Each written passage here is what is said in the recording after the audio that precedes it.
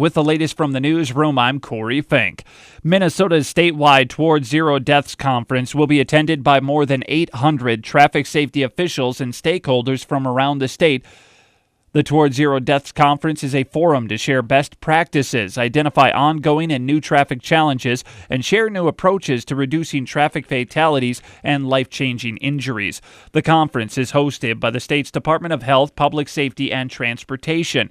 Since Towards Zero Deaths start in 2003, the state's annual number of traffic deaths declined 45%, from 655 in 2003 to 361 in 2014. The lowest number of road fatalities in Minnesota since World War II. Through education, enforcement, engineering, and emergency medical and trauma services, Towards Zero Deaths aims to reduce deaths and severe injuries in Minnesota with the ultimate goal of zero lives lost. The conference begins tomorrow and runs through Friday at the River's Edge Convention Center in St. Cloud. Saying he did not want to be a liability to the team he rebuilt, a tearful Minnesota Golden Gophers head football coach Jerry Kill announced this morning he is retiring immediately, citing his continued battle with epileptic seizures.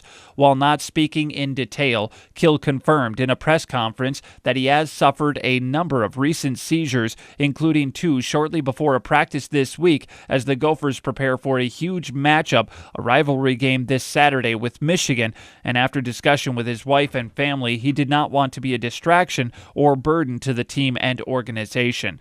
He also stated that this was the hardest decision he has had to make.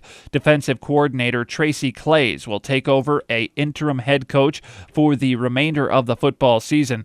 Claeys has been an assistant for Kill for many years and stood in as head coach when Kill was unable to coach the team due to seizures back in 2013 and 14.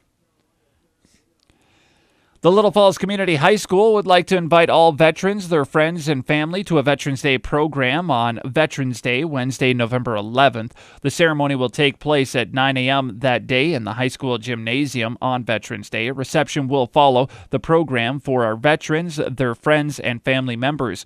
Please RSVP to Patty Mackinac at the school at 616-2202 by a week from Friday if you wish to attend. You can leave a message with your name, branch of service, and the number of people planning on attending.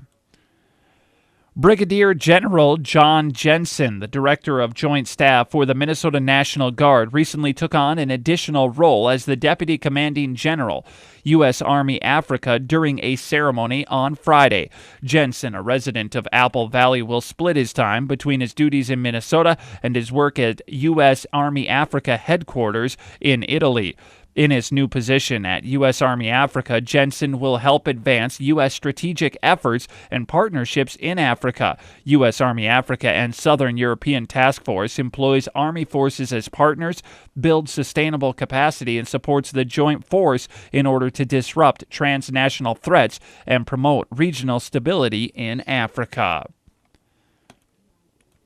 And someone has recently purchased a winning Gopher 5 lottery ticket worth over $800,000 at the Easy Stop in Royalton back on Monday. The person is being sought by the Minnesota State Lottery. They have yet to come forward. That's the latest from the newsroom.